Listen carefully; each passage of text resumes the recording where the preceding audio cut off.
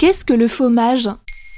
Merci d'avoir posé la question. Selon l'OCDE, la France est parmi les pays où les habitants passent le plus de temps à table, 2h13 par jour et quasi à heure fixe. Manger représente pour beaucoup un rituel quasi sacré, une communion collective où le partage est au centre. Pourtant, 21% de Français déclarent suivre un régime particulier. Végétarien, végétalien, vegan, sans gluten, flexitarien ou jeûneur intermittent, il devient désormais rare de se réunir autour d'une même table pour partager le même repas.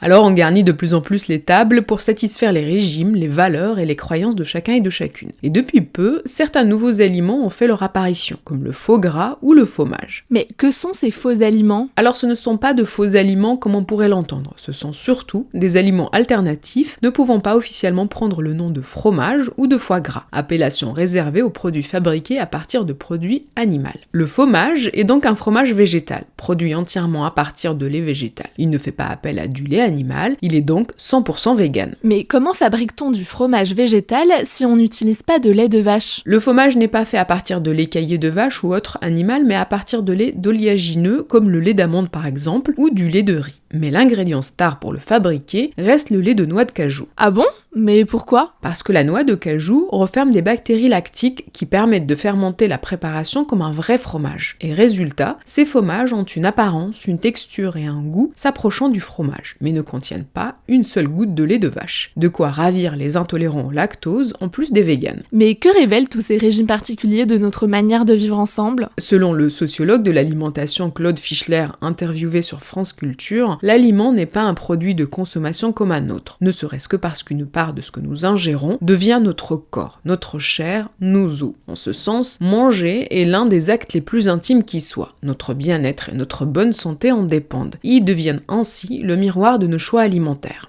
Mais manger, c'est aussi un acte social et collectif. L'alimentation s'apparente au bien commun. Et tout groupe humain s'organise d'abord autour de la collecte des ressources alimentaires, ce qui correspond à la base dans la pyramide de nos besoins, comme nous l'avons vu dans notre épisode sur la pyramide de Maslow. Sans oublier la question du partage, du manger ensemble, notion cruciale en cette époque qui tend à tout individualiser. Cependant, faire de l'alimentation un espace d'affirmation de soi et de ses choix individuels est pour certains une démarche politique aujourd'hui. La question climatique et la durabilité des écosystèmes mettent l'agriculture et l'alimentation sous les projecteurs et les microscopes. Elles poussent chacun et chacune de nous à se positionner. Voilà ce qu'est un fromage.